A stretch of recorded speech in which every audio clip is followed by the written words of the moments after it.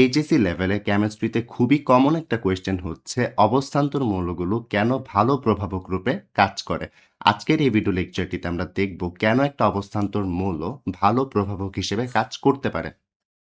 তো অবস্থান্তর মৌলগুলো কেন ভালো প্রভাবক রূপে কাজ করে সেটা জানার আগে আমরা একটু জেনে নেই যে প্রভাবক আসলে কি।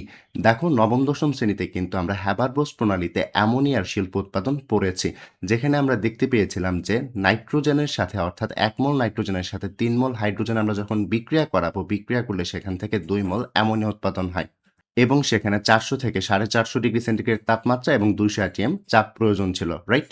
সো এটাই ছিল হ্যাবারবোস প্রণালীতে অ্যামোনিয়া উৎপাদনের বিক্রিয়া। তো এখানে যদি একটু খেয়াল করো, এখানে অ্যামোনিয়া এবং হাইড্রোজেন যারা আছে তারা যখন বিক্রিয়া করে তাদের বিক্রিয়া এত ফাস্ট হয় না। তো তাদের এই বিক্রিয়াটাকে ফাস্ট করার জন্য দেখা যায় নতুন একটা মাধ্যম আয়রনকে যুক্ত করা হয়। এখানে আয়রনের কাজ কি? আয়রনের কাজ হচ্ছে নাইট্রোজেন এবং হাইড্রোজেন অর্থাৎ বিক্রিয়ক সমূহ যাতে ভালো করে বিক্রিয়া করে তাড়াতাড়ি উৎপাদ তৈরি করতে পারে, সেটির জন্য হচ্ছে এখানে আয়রন যোগ করা হয়ে থাকে। আর এই ক্ষেত্রে এই আয়রনটাকে বলা হয় প্রভাবক। কেন প্রভাবক? কারণ এখানে নাইট্রোজেন এবং হাইড্রোজেন অর্থাৎ বিক্রিয়ক সমূহ বিক্রিয়া যদি স্লো করে, তাদেরকে হচ্ছে সে তাড়াতাড়ি বিক্রিয়া করিয়ে উৎপাদে পরিণত করে ফেলতে পারে। তো সেজন্যই হচ্ছে আয়রনকে বলা হতো প্রভাবক। তো সিম্পলি প্রভাবকের কাজ কি ছিল? প্রভাবকের কাজ ছিল বিক্রিয়কগুলো যাতে তাড়াতাড়ি বিক্রিয়া করে উৎপাদে পরিণত হতে পারে, সেটাই ছিল প্রভাবকের কাজ। আশা করি নবম দশম শ্রেণীর এই আইডিয়াটি তোমাদের রিকল হয়ে গেছে। এখন অবস্থান্তর মৌলগুলো ভালো প্রভাবক কেন সেটা বোঝার আগে আমাদের দেখতে হবে বা বুঝতে হবে আসলে প্রভাবক কাজ কিভাবে করে। তো চলো সেটা আগে বুঝে আসা যাক।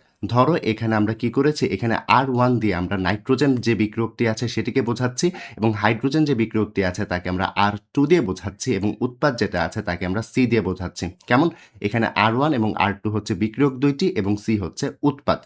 তো ধরো এখানে R1 বিক্রিয়ক এবং R2 বিক্রিয়ক তারা পরস্পরের সাথে এত দ্রুত বিক্রিয়া করে না, বা বলতে পারো বিক্রিয়াই ধরো করছে না। তো তারা যদি পরস্পর বিক্রিয়া না করে তারা কিন্তু উৎপাদে উৎপন্ন হতে পারবে না, অর্থাৎ উৎপাদে পরিণত হতে পারবে না, রাইট? উৎপাদে পরিণত হতে গেলে অবশ্যই বিক্রিয়া করতে হবে, তাই তো? এখন তারা যেহেতু বিক্রিয়াই করছে না, সো আমরা উৎপাদ পাবো না। তো এই সকল ক্ষেত্রে উৎপাদ যাতে উৎপন্ন হতে পারে সেজন্য নতুন একটা মাধ্যম ক্যাটালিস্ট বা প্রভাবক যোগ করা হয়ে থাকে। তো দেখা যায় R1 এবং R2 বিক্রিয়ক তারা পরস্পর বিক্রিয়া করে উৎপাদ C উৎপন্ন করতে পারছে না যখন, তখন প্রভাবক যদি যোগ করা হয় তখন দেখা যায় R1 এবং R2 বিক্রিয়া করে C উৎপাদ তৈরি করে ফেলতে পারে। তো সেটি আসলে কিভাবে হয় সেটা একটু বুঝে আসা যাক।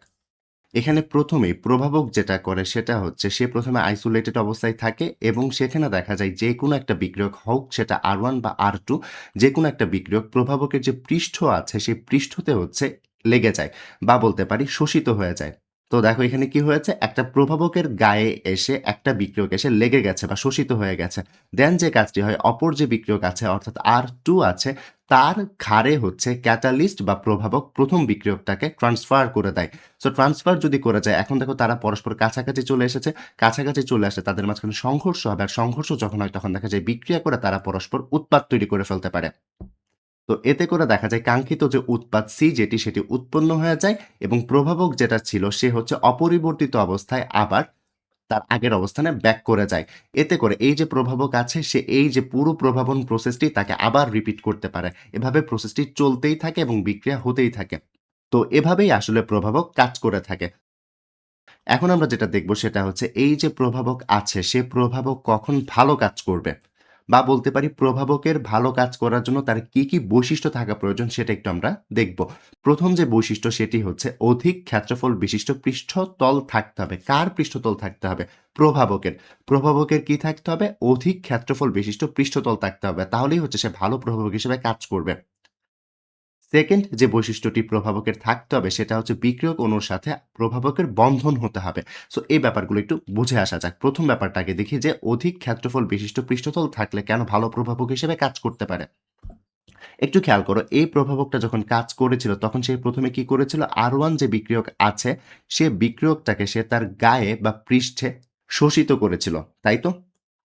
তো একটু খেয়াল করো, এই প্রভাবকের যদি পৃষ্ঠটা বড় হয় বা তার যদি পৃষ্ঠতলের ক্ষেত্রফল বেশি হয় তাহলে সে বেশি সংখ্যক বিক্রিয়ক সে হচ্ছে শোষিত করতে পারবে। আর বেশি সংখ্যক বিক্রিয়ক যদি শোষিত করতে পারে তাহলে সে প্রভাবনও হচ্ছে ভালো মতন করতে পারবে, রাইট? তো এই জন্যই বলা হয় প্রভাবকের যদি অধিক ক্ষেত্রফল বিশিষ্ট পৃষ্ঠতল থাকে তাহলে সে ভালো প্রভাবক হিসেবে কাজ করতে পারে। সেকেন্ড যে বৈশিষ্ট্যটি সেটি হচ্ছে বিক্রিয়ক অণুর সাথে প্রভাবকের কি করতে হবে? বন্ধন হলে ভালো হবে। তো একটু খেয়াল করো। প্রভাবক যেটা আছে, প্রভাবকের সাথে এই বিক্রিয়ক R1 এর যদি বন্ধন ভালো হয়, বন্ধন ভালো হলে তারা আটকে যাচ্ছে ভালো মতন। আটকে গেলে দেখা যাবে সেখান থেকে তারা বেশি সংখ্যক বিক্রিয়ককে প্রভাবক ধরে রাখতে পারবে। ধরে দেন সে হচ্ছে আবার R2 বিক্রিয়কের কাছে ট্রান্সফার করে দিতে পারবে। এতে করে দেখা যাবে প্রভাবকটা ভালোভাবে কাজ করছে বা প্রভাবনটা ভালো হচ্ছে। রাইট? তো এইজন্যই বলা হয় বিক্রিয়ক অণুর সাথে প্রভাবকের বন্ধন যদি হয় বা দুর্বল প্রকৃতির বন্ধন হয়, তখন সেখানে প্রভাবক যেটা আছে সে ভালো কাজ করতে পারে। তো এই তো গেল একটা প্রভাবকের কি বৈশিষ্ট্য থাকলে সে ভালো প্রভাবক হিসেবে কাজ করতে পারে। এখন আমরা দেখব অবস্থান্তর মৌলগুলো আসলে কেন ভালো প্রভাবক? দেখো, অবস্থান্তর মৌলের আসলে এই ২ টা বৈশিষ্ট্যই তাদের মাঝখানে বিদ্যমান থাকে। তাই তারা ভালো প্রভাবক। একটু খেয়াল করো, অবস্থান্তর মৌলগুলোর অধিক ক্ষেত্রফল বিশিষ্ট পৃষ্ঠতল থাকে। তাই তারা ভালো প্রভাবক। দ্বিতীয় যে বৈশিষ্ট্যটি হচ্ছে সেটি হচ্ছে অবস্থান্তর মৌলগুলো বিক্রিয়ক অণুর সাথে ভালোভাবে বন্ধন তৈরি করতে পারে, যাতে করে সে ভালো প্রভাবক হিসেবে কাজ করতে পারে। এই দ্বিতীয় লাইনটি একটু ভালোভাবে বুঝে নেই যে কেন হচ্ছে অবস্থান্তর মৌল বিক্রিয়কগুলোর সাথে ভালোভাবে বন্ধন তৈরি করতে পারে এবং ভালো প্রভাবক রূপে কাজ করতে পারে। ব্যাপারটা খুবই সিম্পল। একটু খেয়াল করো। যারা অবস্থান্তর মৌল না, তাদের সুস্থিত d অরবিটালে D0 থেকে D10 কাঠামো থাকে। তাই তো? আমরা কিন্তু অবস্থান্তর মৌল পড়ার সময় দেখে এসেছি, যারা অবস্থান্তর মৌল না, তাদের সুস্থিত আয়নের ইলেকট্রন বিন্যাসে D0 বা D10 কাঠামো থাকে এবং তাদেরকে বলা হয় শুধু ডি ব্লক মৌল। তো একটু খেয়াল করো, অবস্থান্তর মৌল যদি না হয়, তাদের সুস্থিত আয়নের ইলেকট্রন বিন্যাসে D0 বা D10 ইলেকট্রন বিন্যাস থাকছে, রাইট? তো দেখো, যখন D0 হবে, D যদি 0 থাকে তার মানে d অরবিটালে কোনো ইলেকট্রন নেই। আর কোনো যদি ইলেকট্রন না থাকে তাহলে তারা তো বন্ধনে আবদ্ধ হতে পারবে না। কারণ বন্ধনে আবদ্ধ হতে গেলে একটা অযুগ্ম ইলেকট্রন লাগে। একটা কি লাগে? অযুগ্ম ইলেকট্রন লাগে। এখন দেখা যাচ্ছে তাদের এখানে কোনো ইলেকট্রনই নেই। ইলেকট্রন যদি না থাকে তারা কিন্তু বন্ধনে আবদ্ধ হবে না এবং প্রভাবক হিসেবে কাজ করতে পারবে না। অন্যদিকে D10 যদি থাকে, D10 থাকা মানে কি? d অরবিটাল সম্পূর্ণ বা পরিপূর্ণ। পরিপূর্ণ যদি থাকে তাদের তো আর ইলেকট্রনের প্রতি চাহিদা থাকবে না। চাহিদা না থাকলে তারা কি করতে পারবে না? বন্ধনও গঠন করতে পারবে না এবং প্রভাবক হিসেবে কাজ করতে পারবে না। সো এইজন্যই ডি ব্লক মৌলসমূহ যারা হচ্ছে অবস্থান্তর মৌল না, তারা হচ্ছে ভালো প্রভাবক হিসেবে কাজ করতে পারে না। তো এখন দেখি অবস্থান্তর মৌলগুলো কেন ভালো প্রভাবক হিসেবে কাজ করতে পারে। কারণ দেখো, অবস্থান্তর মৌলের অসম্পূর্ণ ডি অরবিটাল থাকে। অসম্পূর্ণ ডি অরবিটাল বলতে কি বোঝাচ্ছি? দেখো, আমরা কিন্তু অবস্থান্তর মৌল পড়ার সময় দেখে এসেছিলাম যে সকল ডি ব্লক মৌলের সুস্থিত আয়নের ইলেকট্রন বিন্যাসে D1 থেকে D9 ইলেকট্রন থাকে তাদেরকে বলা হয় অবস্থান্তর মৌল, রাইট? তো একটু খেয়াল করো, এখানে D তে কয়টা ইলেকট্রন থাকে? ১ টা থেকে ৯ টা পর্যন্ত, অর্থাৎ ১ থেকে ৯ পর্যন্ত যেকোনো সংখ্যক ইলেকট্রন থাকতে পারে অবস্থান্তর মৌলতে। তো একটু খেয়াল করি, এখানে ১ টা থেকে ৯ টার মধ্যে ইলেকট্রন থাকলে, অর্থাৎ ডি অরবিটালে যদি ০ বা ১০ টা ইলেকট্রন না থাকে, তখন তারা ১ টা বা ৯ টা ইলেকট্রন ইউজ করে তারা কি করতে পারবে? বিক্রিয়কের সাথে হচ্ছে তারা বন্ধন গঠন করতে পারবে। আর বন্ধন যদি গঠন করতে পারে, তখন কি করতে পারবে? তারা ভালো প্রভাবক হিসেবে কাজ করতে পারবে।